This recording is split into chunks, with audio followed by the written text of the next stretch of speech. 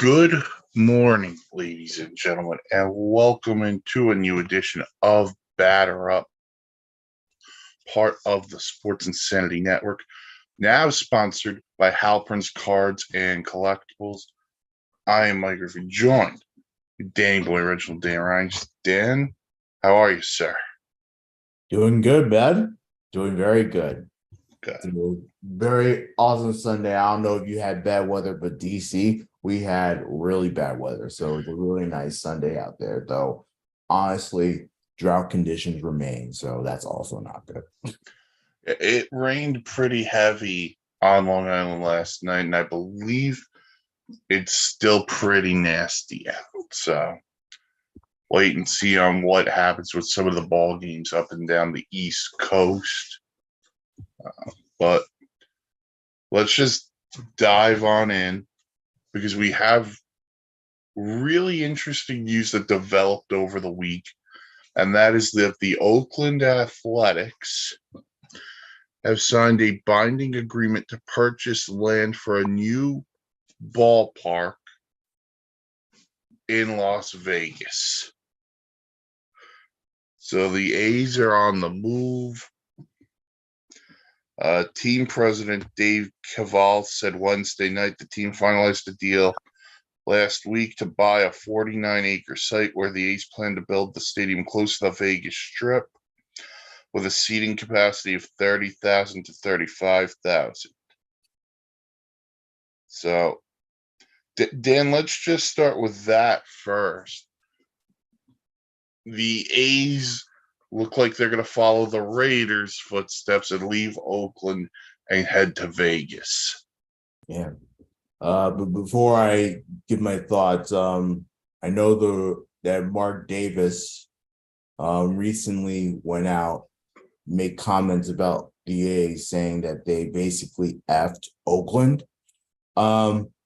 Just so you're aware, Mark Davis, we have your receipts, your track record on effing Oakland yourself. So you have nothing to say. I understand you have a bad relationship with the A's, but do not make comments about that. By the way, they're following you to Las Vegas. So if anything, you're the one that effed Oakland, and they're following you. So just wanted to make a point out there. Here's my thing about this whole situation.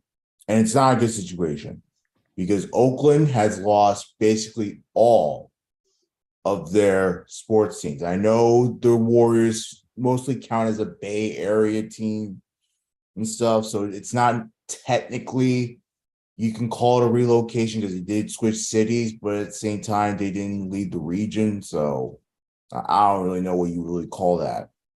But all the teams that were based in Oakland are going to be gone. And it's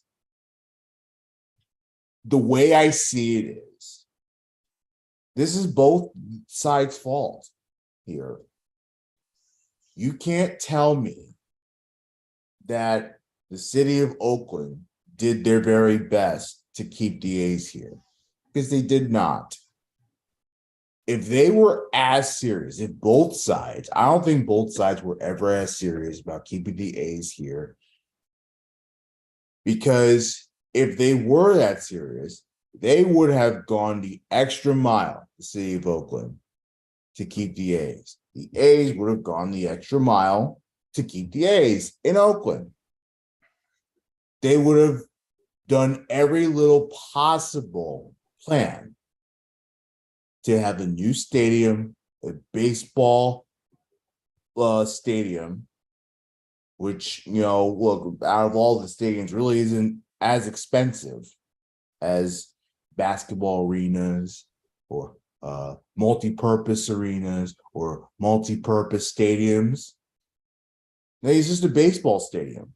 You tell me you can't build a no more than 40,000 seat baseball stadium? It's not going to cost that much.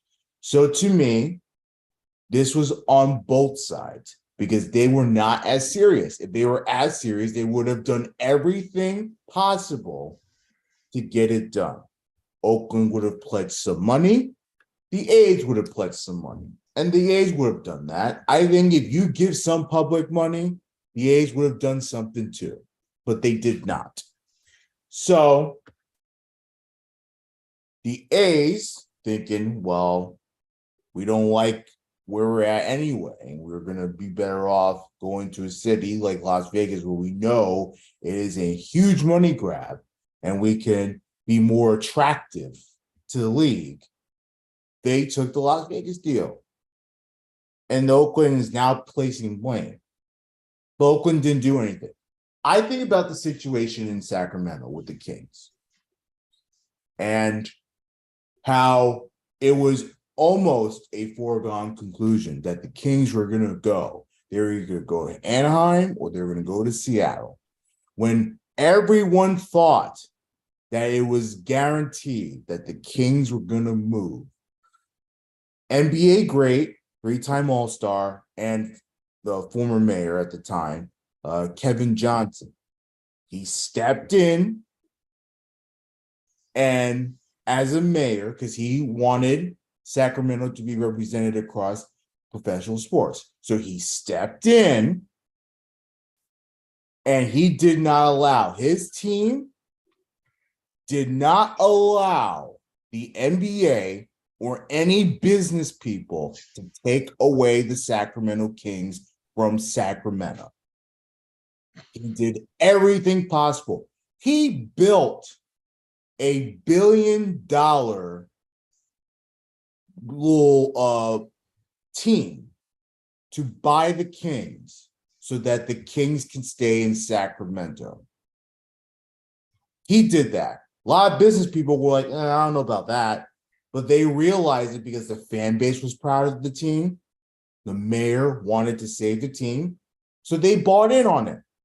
When you had billionaires like Steve Ballmer or billionaires like the Maloofs wanting to take away the team from Sacramento.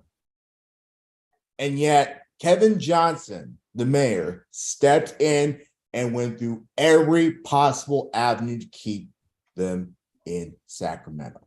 Where's that commitment from Oakland? Nowhere. It is nowhere. You don't have the funding? Fine. You get the funding from somewhere. Grassroots movements. You have billionaires in Oakland, in the Bay Area, Silicon Valley. You mean tell me there's not one person that you could have gotten to save the A's?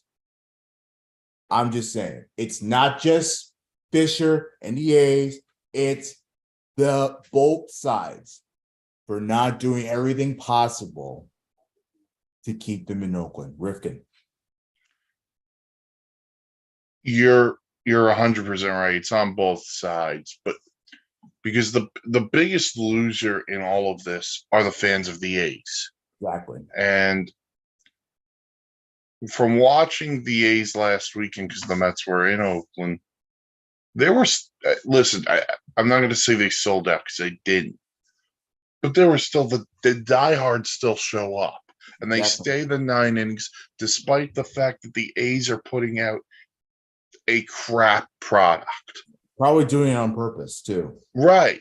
So they're infusing themselves to say, okay, if we put this out there, no one's going to come. So this is going to force either the city of Oakland's in, or we could just leave and bolt. And that's what they're going to do. They're going to bolt for Vegas.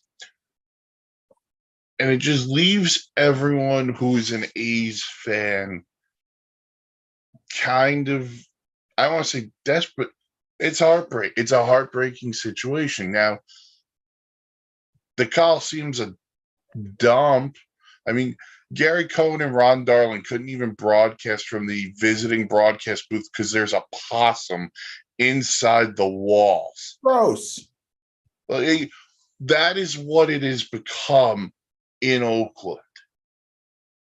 That's just, it's irresponsible. It's disgusting on so many levels. Brad Pitt in Moneyball would be ashamed of this. Mm-hmm. And you're going to sit there and tell me, it's okay. It's not okay. No. You brought up the Kings. And I will bring up the Islanders. When Mhm. the Islanders were discussed about moving, whether it was going to go to Kansas City, Good bring point. back the Whalers, whatever it was going to be, and the new owners were like, no, we'll just build a new arena in Belmont next to Belmont Park. So right there, it's like, okay, now the fan base has something to be excited about. The A's don't have anything to be excited about. So as long as you're in Oakland, you should be trying to prove yourself to be a winner. You're not. We're not even a month into the season. I think their run differential's minus 100 already. Like, how much do you want to bet, Rifkin, that the second they get to Las Vegas, they'll probably still be a bad team because they're going to run this team to the very, very, very ground, probably way more than 6 feet under. How much do you want to bet the second you get to Las Vegas and the second they develop a farm system and a new farm system because it's going to be in different cities, that they're going to bring in new blood, new GM, or new scouting, whatever it is, and they're going to build a winner a la Vegas Golden Knights. Maybe not exactly how they're going to do it, but in a very quick way, the Vegas A's, whenever that is going to be, is going to become something otherworldly, and everyone's going to flock there because they're so popular and they're so good. Like, how much do you want to bet that's going to happen? I know this is not how the A's do business, particularly in Oakland, but once this move happens, they will sign one of the bigger free agents on the market. Yeah. When they wind up in Vegas. That is going to happen. And we're going to look at the people of Oakland are going to look at it and go, you never did that for us. We bought in, as the people of Oakland bought into the money ball and drafted, developed certain players. And now you want to take everything away from them. And, you brought up Mark Davis before. Here's a quote he had from the Las Vegas Review Journal. And I'm quoting here. I won't forget what they did to us in Oakland. They squatted on a lease for 10 years and made it impossible for us to build on that stadium. The Raiders owner said in a phone chat Thursday afternoon, referring to the stadium that the A's and Raiders once shared. Continuing, they were looking for a stadium. We were looking for a stadium. They didn't want to build a stadium and then went ahead and signed a 10-year lease with the city of Oakland and said, we're the close quote. So that's interesting coming from Mark Davis, who said, we were looking to expand on the Coliseum or make it willing to share a new stadium. The A's weren't having any of it. Yeah. That's very interesting. Yeah, but it just goes back to, because that couldn't have been the only thing the Raiders could have done. I'm not disputing that. I'm just that's not I'm an reading excuse. this article on the fly. Oh yeah, I get it. I get it. I'm not. Look, obviously, there's a lot of sides to many stories, and I'm sure the Davis family they certainly have their vendetta against the A's because of what they've done to them in the past, of course, and they have every right to criticize. But you cannot say, my point was, you cannot say that you didn't F Oakland either, because you did. Everyone, the Warriors, yes, the Warriors, because they bought into the corporate nonsense in San Francisco. They all came in and screwed with the city of Oakland, a very popular sports town. Yeah. And now let's be real honest, they're gonna have nothing. Yeah. The A's and Raiders are in Vegas. I mean, I guess you could still go to a Warriors game because it's San Francisco. So that's why I'm not really counting the Warriors, because but obviously they left the Oracle in Oakland. Yeah, they now have a brand new building. But the thing is this: when you think of a passionate sports town, Oakland's up there. You think of the black hole with the Raiders, even the A's. When the A's are good, they sell out. Mhm. The people show up. Even now, when they're not any good, there's still people in the stands. And this is where I'm going to flip it to another owner in baseball for a second. When Steve Cohen bought the Mets, it was about putting the product on the field. Yep. When Magic Johnson and the other guys bought the Dodgers, it was about putting a good product on the field. And they went out and they got a Mookie Betts, a Freddie Freeman, to add on to a Clayton Kershaw and everything else they have. Who's the last big free agent the A's signed? I don't even know if they signed it. I think it was via trade. I'm thinking Lester.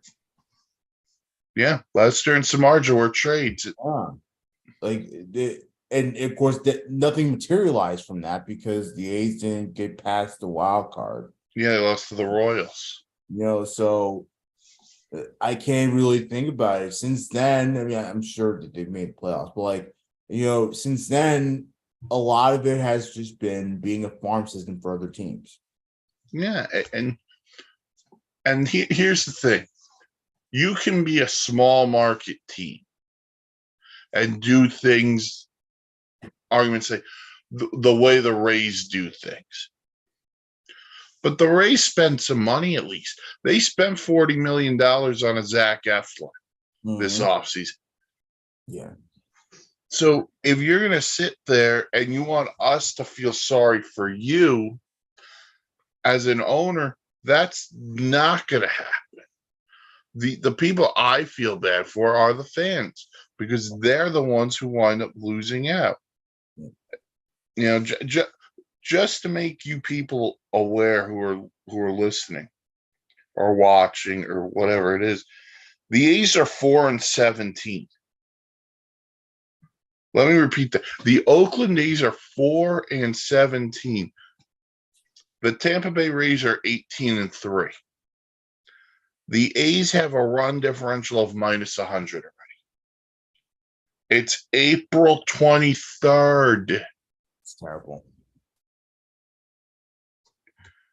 The next lowest margin are the Royals at -50. Let me just make sure that's right. And then the Rockies are -40. Well, the Rockies' excuse is they play at Coors Field, so their run differential can always change. It's April 23rd, and you're at -100 run differential. By the way, the team in first place in your division, Texas, they're at +57. Like, we all know the A's we don't have a high expectation of the A's this year. No one did. But at some point, you have to say enough is enough. If you don't care about the team as an owner, sell the franchise. Yeah. Bring in somebody who is willing to spend the money, who is willing to I only want to say work with the city of Oakland because right now the city of Oakland's on my bad side too. But finds a way to make this happen. Yeah, but I think Oakland's gonna pivot. I don't know if they're gonna work with the A's anymore unless they get a new owner that's committed. But as long as you have your current ownership there, nothing's gonna change, and they're gonna run the team to the ground. They're gonna move to Vegas. Can you see a possible scenario where, okay, the stadium's not quite ready until 2026, 2027? Let's move the A's now and put him in a minor league ballpark. We'll make some changes to the minor league ballpark to make to accommodate for major leaguers, and let's build the Las Vegas brand from there. Sort of like what the Chargers did when they moved into the LA Galaxy Stadium for a couple of years, and they had to deal with that nonsense. I think the only question would be from baseball's perspective is how many seats are in the minor league park. So I think that's where you're looking at. Here's where the city of Oakland could actually win in a situation. I can't believe I'm saying this. Baseball's talked about expansion recently. Mhm. Well, if you move the A's to Vegas, you could put a new team in Oakland if the city of Oakland is willing to say to whoever the owner is, fine. You could build a ballpark wherever, but until it's completed, you're gonna have to play at the Coliseum. If there's a willing compromise there, put one of the teams in Oakland that could come into baseball. It's not the worst thing in the world. Look, they have some good sites, Oakland. They have that waterfront, which is my favorite one. They have some good sites. And look, they want to so they also have a plan, once they tear down the Coliseum to like make this like some nice sporting place where the people can like play and have fun. Like Oakland has some good ideas on how to really revitalize Oakland. But there's just no commitment. So is there a way where you can find that commitment? Like, I don't know. The people who wind up losing are the fans, people of Oakland. Yeah. But It's a shame. It is a real shame, dude. It really is. And, let me just see when we can expect the Raiders, the A's going to Vegas. Yeah. They said like 2026. It's a long time away. Yeah. So that we'll keep our eyes on that, as should you, but it looks like the A's are going to Vegas. I would have been more in favor of an expansion team going, but that's a whole nother conversation. Yeah. See, I'm way more on the expansion route. Leave teams where they are. They could remake the Coliseum. I mean, can't you renovate the Coliseum so that it's more baseball friendly? And just get rid of the possum that's in the wall in the visitors broadcast booth. Like gotta clean up the area. That is just, like, that's the definition for me of carelessness. Yeah, exactly. Like there should be no reason why high profile broadcasters like Gary Cohen should have to move from his broadcast booth to a different area of the stadium so that you can't get all because you can't clean up that problem. I'm sure the possum might be more entertaining than some of the players on the Ace right now. All right, so we'll keep our eyes peeled on the A's in Vegas. The other big story of the week was Wednesday afternoon. Mets pitcher Max Scherzer was ejected from the Mets game against the Dodgers prior to the fourth inning for quote unquote an illegal substance, close quote. Scherzer has insisted it was just rosin and sweat. The league has suspended Scherzer for 10 games because that's what happens with this whole thing. Scherzer was appealing. He has dropped his appeal. He'll be eligible to pitch 1 week from Monday against the Atlanta Braves. So, Dan, go ahead. You couldn't. I mean, he stopped his appeal because he was afraid that the judge and the jury was going to be MLB. And I would have been like, wait a second. First of all, you're a huge name across the MLB union, the players union. And you mean tell me you don't know how your appeals process goes? Like, come on, dude. So that's on him for certain. And all I have to say is this. First of all, you should have kept your appeal because now you're gonna screw the Mets for 2 games. 2 of your starts that you were supposed to make, you're gonna screw them with. So, but in any case, as far as the whole situation goes, I think he was just using rosin. I really do. I think it was just rosin and sweat. And he is not wrong. Like that stuff does get sticky on you after a while. It does. So I think it was all blown out of proportion. I think the umpires just got scared. And yeah, the MLB they have to like amend something. Because especially if Scherzer's 100% right when he said that he did it in front of an MLB official.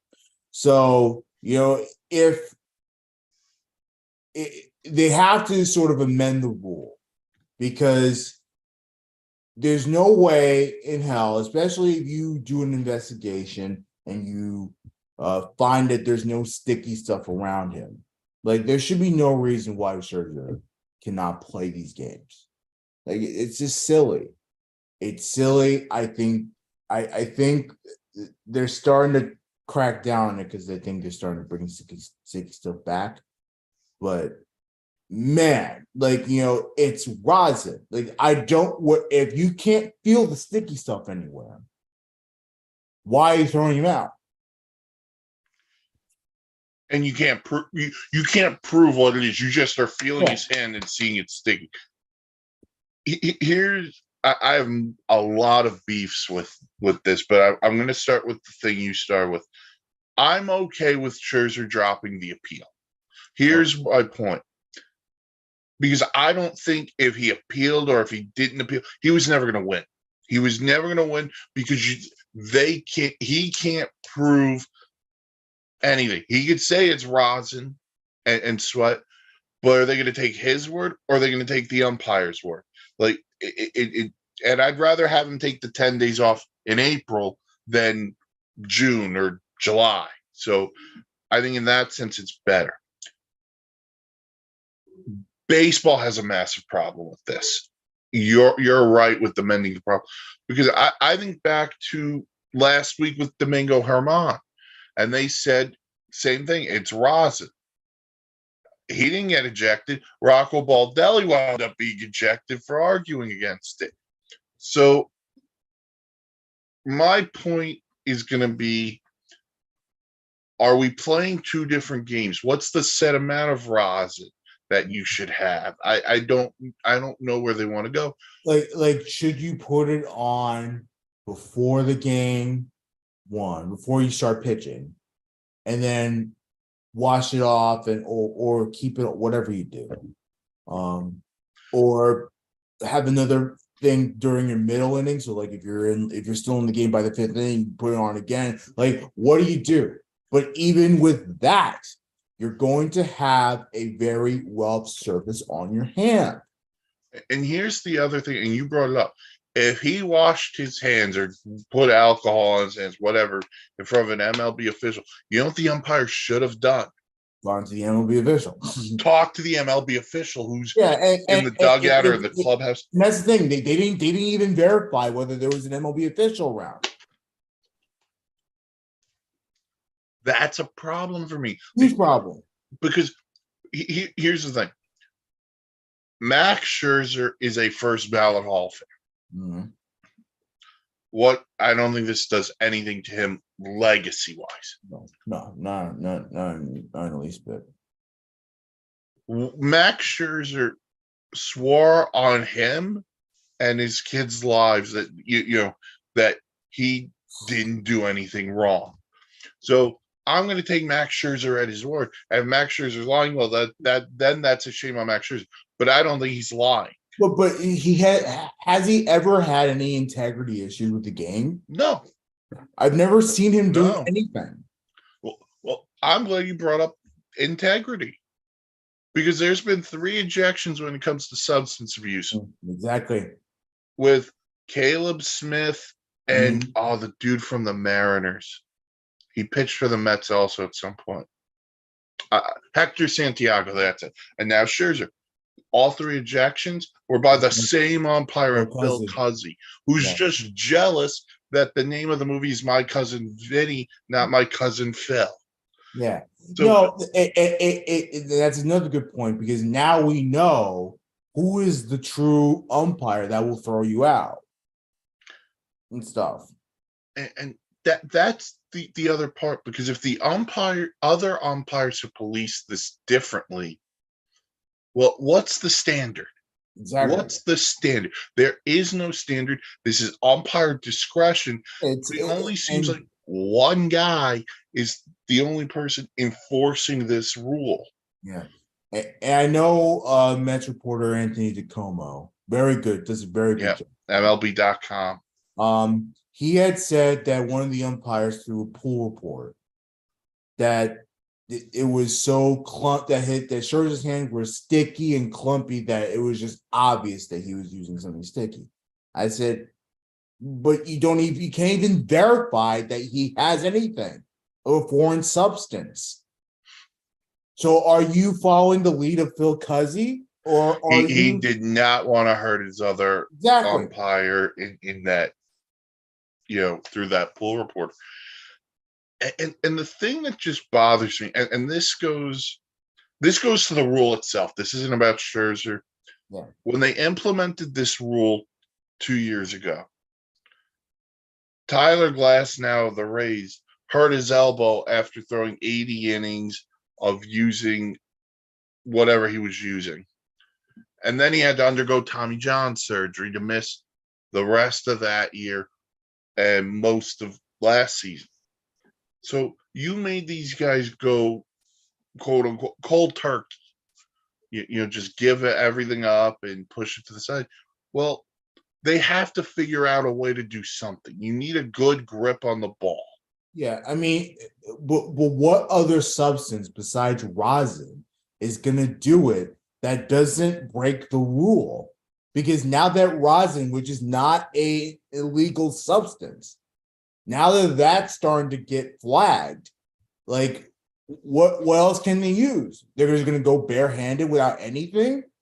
You're going to deal with more guys getting hit because they need the grip. And just forcing the ball in your hands, like that can cause blisters. That can, like, you're changing a lot of things with these pitchers, man. You bring up the rosin. I'm going to bring up the sweat portion from Scherzer's point of view. When it's hot, you're going to sweat. Yeah. You're never going to stop a person from sweating. So if he's using the rosin plus the sweat, of course his hands are going to be sticky. Like, this is the problem. And Rob, I'm talking directly to you, Rob Manfred. This is the one rule I don't want to say you bring back sticky stuff. I don't care. But you have to find a way to make this easier for the umpires to enforce and for the players to understand what is and what isn't allowed to be around. Yeah, like even if you eject a player, have an investigation after the fact and see if he had any of the bad stuff. And of course, players can always, fuck around with that. Excuse my language. They can always try to hide it later and stuff. But investigate. Don't just do a big ass suspension just because you feel like it. Oh, and by the way, if he did the hand washing in front of an MLB official, here's a concept. Yeah. Talk to the official. Yeah, I'm sure. Look, I understand you want to speed up the game, but this is an important factor into the game. You're trying to protect the integrity of both the game, the official, and the pitcher. Okay, cool. Then if you really have an MLB official there, talk to the person, see, and ask. Did he wash his hands? Did he do what he was supposed to do? If the answers are yes and yes, then guess what? I don't know what to tell you. This is a non-issue, and Max Scherzer's pitching for the Mets what whenever his next scheduled start would have been. Yeah, But instead, we have to. I don't want to say allow the umpires because I don't. I actually don't blame the umpires. I don't know if the umpires know how to enforce this outside of Phil Cuzzy, who just wants to enforce it because yeah, I think he just wants to make a name of himself. I think he gets the power from Uncle Phil from Fresh Prince, and he just likes throwing people out like Uncle Phil did Jazzy Jeff. That's it. That's the problem. If everyone was enforcing the rule, I'd be okay, cool. But he's the only one. And I want to know what he knows that the other umpires don't know. And they should communicate that with the fans. That way we understand what's going on. Because I was as confused as I usually am watching that on Wednesday afternoon. You would think with the expanded way of doing things where they talk to the fans now after instant replay, you would think, okay, well, we can talk to fans about ejections or, but they don't do that. Yeah, unless it's something obviously. This guy got ejected for arguing balls and tricks. Okay, we could see that, but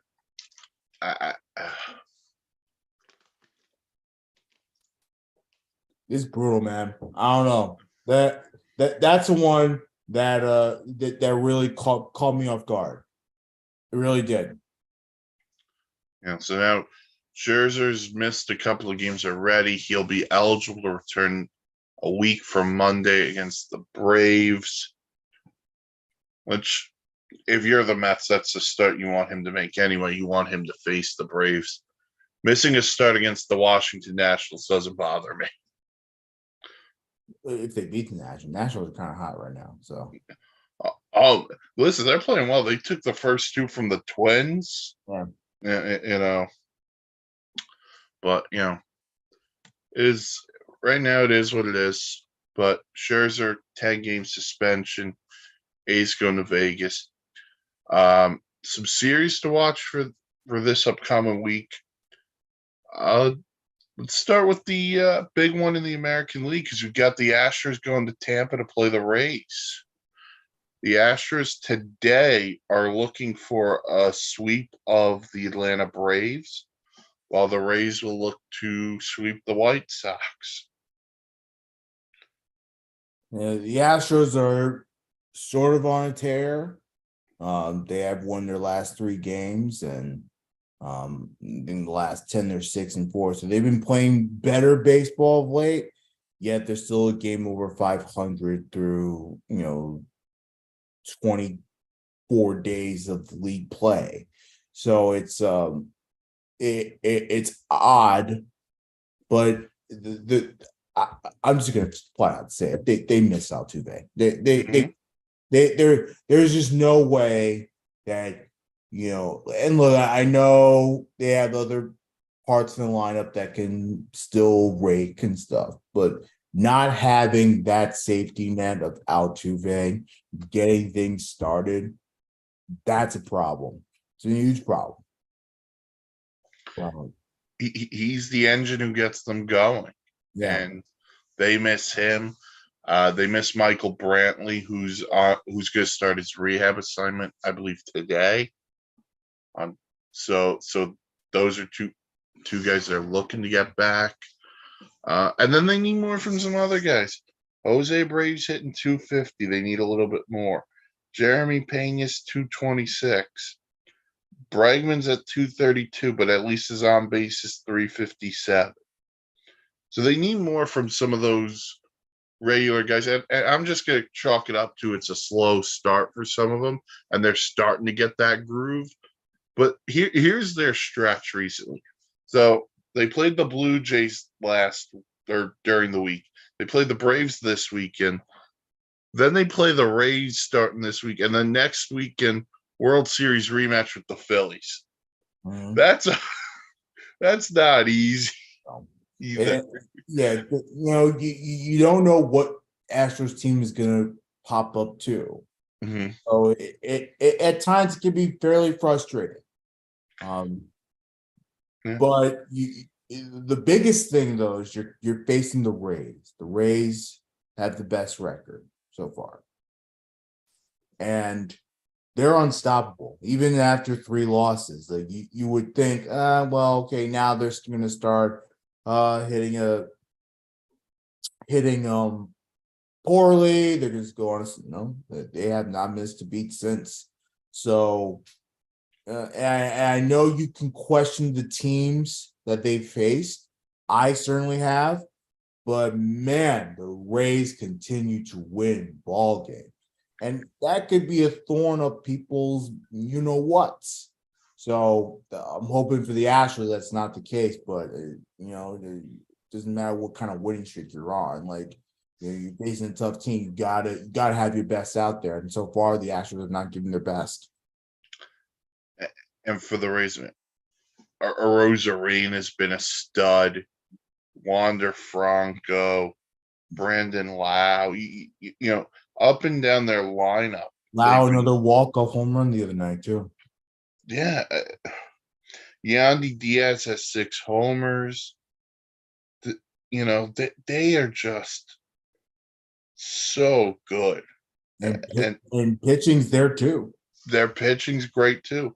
McClanahan is a stud. He's already got 4 wins. Eventually they're going to get Glass now back, but Drew Rasmussen 3-1 with an ERA of 2.01. Like here's the list of here's their top 3 ERAs. Just top 3 guys on this list. Jeffrey Springs is a 0.56. McClanahan has a 1.86 and Rasmussen a 2.01. But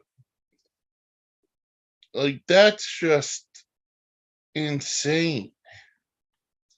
And their highest starter ERA currently is Eflin at 3.27, which is actually really pretty good. Crazy dude. Oh, they're so good. And again, it's just they find ways. You don't expect it, but they come along every year. So Rays Astros will take place this week. As well, a rematch from the AL Wildcard Series, the Mariners and the Blue Jays in Toronto. So the Blue Jays have a rubber game this afternoon against the Yankees at the stadium, if it gets played. And the Mariners, I believe, are looking to sweep the Cardinals, who, if the Cardinals continue this path, might need a little bit of a conversation on them next week. But Mariners looking to sweep the Cardinals, Blue Jays, Yankees playing for rubber game today. So, but this is 2 teams. The Mariners, great pitching. The Blue Jays have that high-powered offense. Now, the Blue Jays, it's another. I mean, look, obviously the Mariners are off to a really, really poor start, so that's something to for the Blue Jays to look out for. And the Blue Jays, you said it, they beat the mighty Rays, and look, right now they're facing the Yankees, and it would play the Yankees very, very, very well. And I know the Yankees aren't getting off to a great start either. Record may not show that, but Yankees aren't hitting the ball very well. But the Blue Jays, they have some power studs. Gucci had a great start on Friday against the Yankees. Mm-hmm. So now what I'm noticing is they have a good pitching formula. Their defense is way better than they were last year. The hitting is there too. So we're a team like Seattle that's struggling to buy some wins. I know they won their last 2, but they really they haven't done very well of late.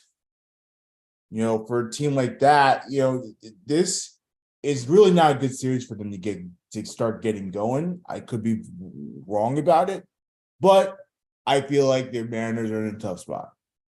And I know, and the Blue Jays are in a tougher division. You look at the record up and down the AL East so far. I mean, everybody's above 10 wins.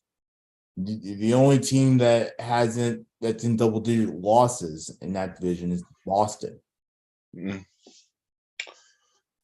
Yeah, and listen, the Mariners. I think the Mariners will pick it up. I really do. I picked Toronto to win the AL East.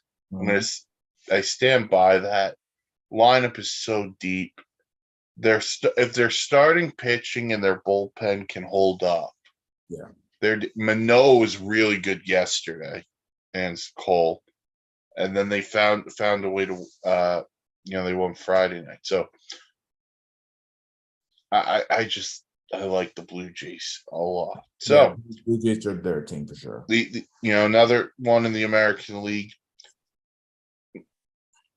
Dan, the Yankees go to Minnesota to play the Twins. And they split 4 games last weekend, right? Yeah, they did. And me and Bill, we recently taped the Bombers banter. Hopefully it's released soon. And we were talking about this series. And we just don't know how confident we are about the Yankees going to Minnesota and winning games. I mean, in the old days, yeah, no problem. Yankees go to Minnesota, they'll win easily. Now, with the team that Minnesota has, I don't know if I'm that confident anymore. That is a tough Minnesota team. They still, I believe Correa has been phenomenal. And I know he had a tough end of the series against the Yankees ever since he made the comment of he likes getting booed by Yankee fans. But yeah, no, that series it is going to be another one where it's going to be tough for the Yankees. And if and look, they already had their best starter go out there in Garrett Cole, against the Blue Jays. So now you're going to have the back end of that rotation, basically, middle to back end, which we've seen so far isn't very good. Besides, yeah, no, it's not very good. Actually, as a matter of fact, it's not.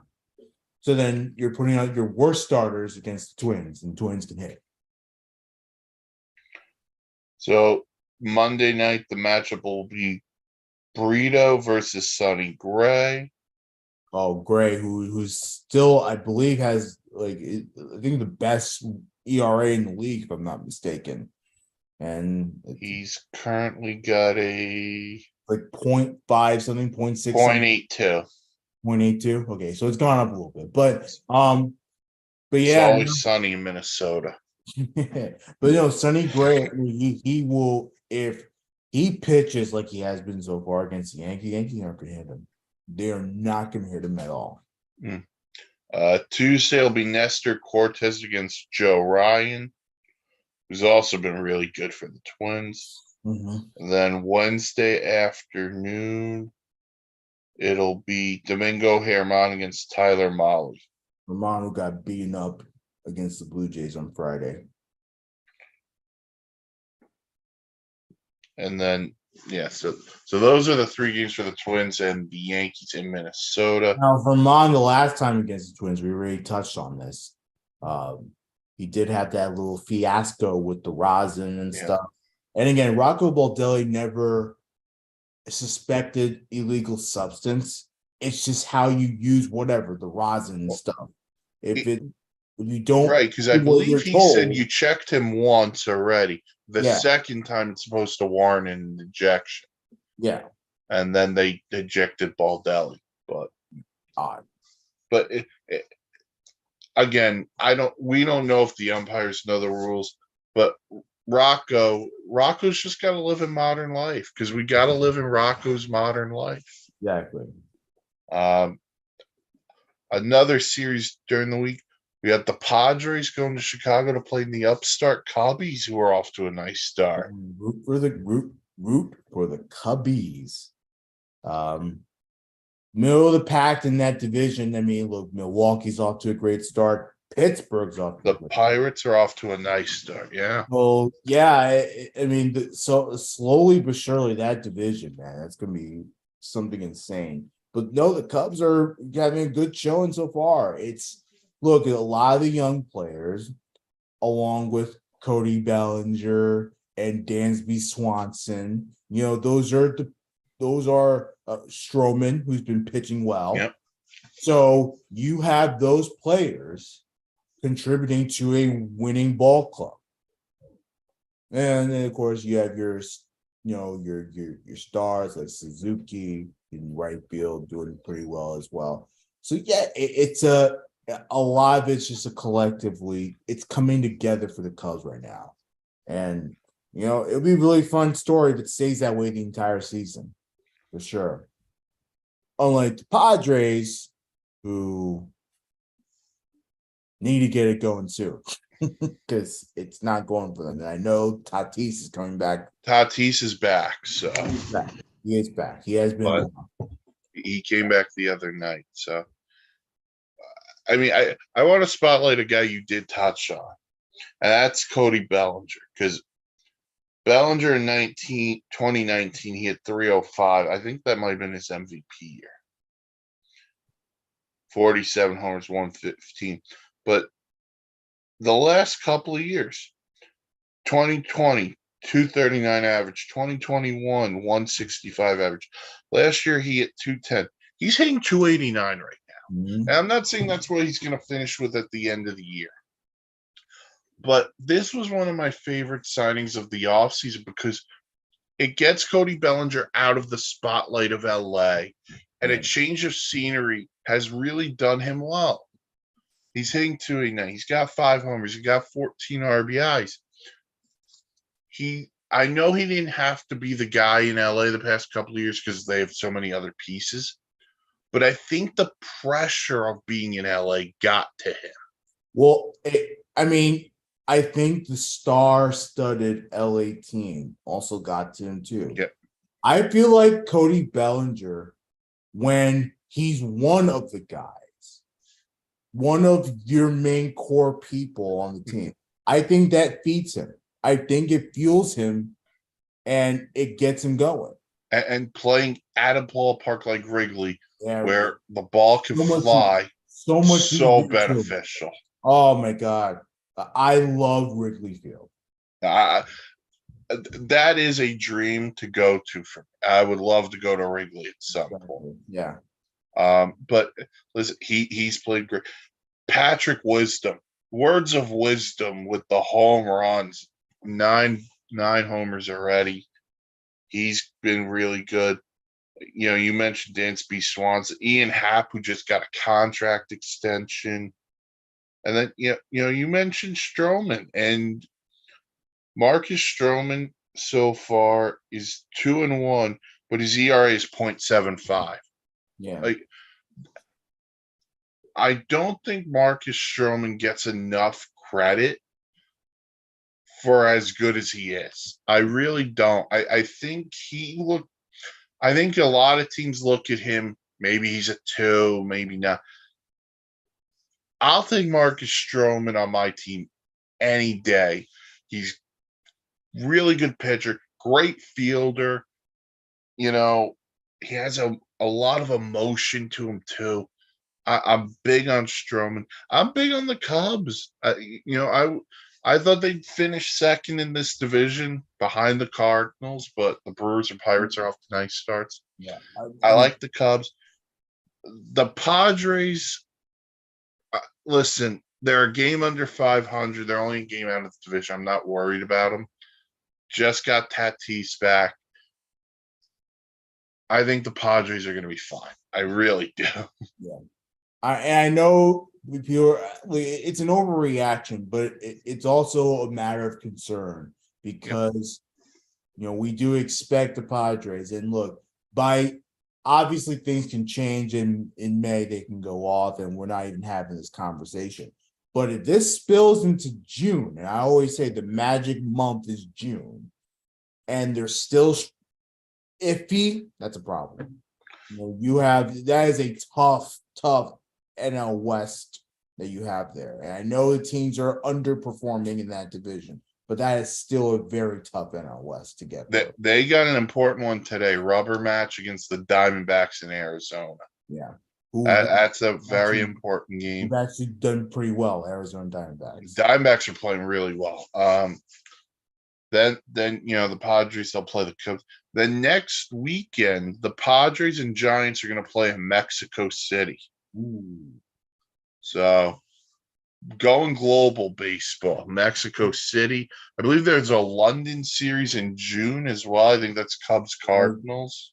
Yeah, it was that wasn't that supposed to happen in like 2020? 2020, and then COVID ruined it, as it did a lot of other things. It ruined it for 3 seasons. How about that?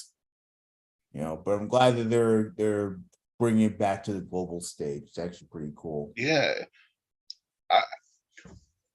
This is just going to be off the cuff here, but what's a dream place you'd like to see a baseball game or city you'd like to see a series played in? Well, I need to go out to Iowa and that Field of Dreams. Field of Dreams game, yeah. I need to see that. No, Wrigley, Fenway, we'll go all of them. Yeah, those are the 2 historic ones, Wrigley and Fenway, for sure. Would love to be. Have you ever been to Fenway or no? Never. I've only passed through Boston driving. Okay. Yeah, I'd love to go to Wrigley. I'd love to go to Busch Stadium. Dodger Stadium would be fun. Yeah. You're right on the Field of Dreams game too. That'd be a lot of fun. Also, an interesting one. I wouldn't mind sitting in Camden Yards. Yeah, I mean, I know it's not the same as it used to be because they made the new dimensions and stuff. But yeah, I would love to go to a game there too. Like Camden Yards, it seems like a fun atmosphere when the Orioles are doing well, at least. Yeah. So, Dan, unless you got anything else, that'll do it. Yeah, no, I got nothing else. Please continue to follow this show. We're on YouTube live every Sunday. So the Sports Sanity Network YouTube, please follow us. Follow the network at Insanity Real. This will be uploaded as a podcast, so you can find it on many podcast platforms and website www.thesportsinsanitynetwork.com for great blogs, planes, trains, and automobiles. Meet the crew, all that good stuff. For Danny Boy, Reginald, Dan Rhines, I am Mike Rifkin. Thank you for listening to Batter Up, sponsored by Halpern's Cards and Collectibles. Have a great Sunday, everyone. Enjoy the baseball.